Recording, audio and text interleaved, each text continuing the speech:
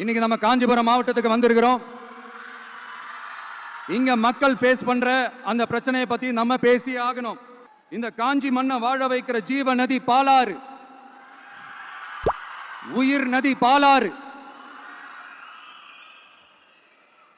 இந்த மக்களோட உயிரோடவும் ரத்தத்தோடவும் கலந்து ஓடுவது பாலாறு.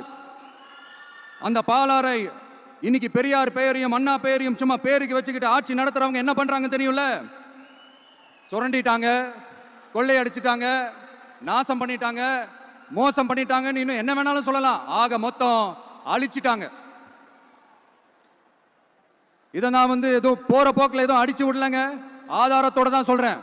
அனுமதிக்கப்பட்ட அந்த லெவலை தாண்டி 22,70,000 யூனிட் மணலை கொள்ளையடிச்சிருக்கிறாங்க.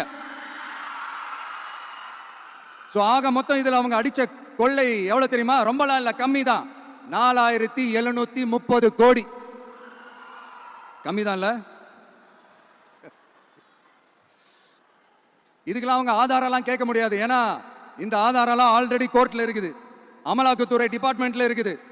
அந்த டிபார்ட்மெண்ட்ல வேலை செஞ்ச சில நல்லவர்கள் அவங்க அடிச்ச அந்த கொள்ளையெல்லாம் தாங்க முடியாம வெளியில வந்து சொன்ன அந்த ஆதாரங்கள் இதெல்லாம் சம்பந்தப்பட்டவங்களுக்கு இன்னும் நல்லாவே தெரியும். அதனால இது சம்பந்தமா ஆதாரங்களை கொடுலாம் அவங்க கேட்க முடியாது.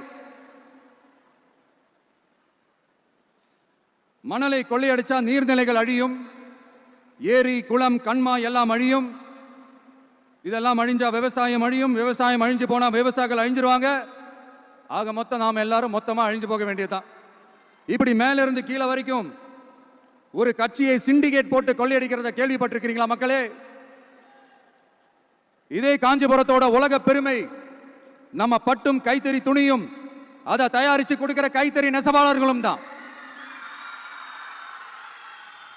காஞ்சிபுரம் பட்டுன்னு சொன்னா உலகத்துக்கே தெரியும்.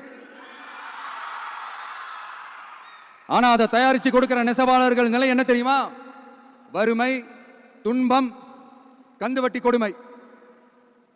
பட்டு கைத்தறிக்கு கூட்டுறவு சங்கங்கள் இருக்கு, பருத்தி கைத்தறிக்கும் கூட்டுறவு சங்கங்கள் இருக்கு. சுமார் 40,000 பேர் அதில் உறுப்பினர்களா இருக்கிறாங்க. அது போக சாய தொழில், தறிப்பட்டறை தொழில் இதை நம்பி 40,000 குடும்பங்கள் இருக்கு. ஆனா அவங்களோட ஒரு நாள் கூலி எவ்வளவு தெரியுமா?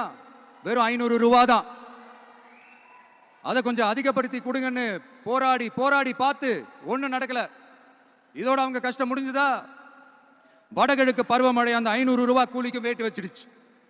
எப்படி விவசாயிகள் டெல்டா மாவட்டங்களில் மழையால பாதிக்கப்பட்டாங்களோ அவங்கள கண்டுக்காம எப்படி இந்த அரசாங்கம் கைவிட்டுடுச்சோ அதே மாதிரி தான் நம்ம கைத்தறி நெசவாளர்களும் மழையால பாதிக்க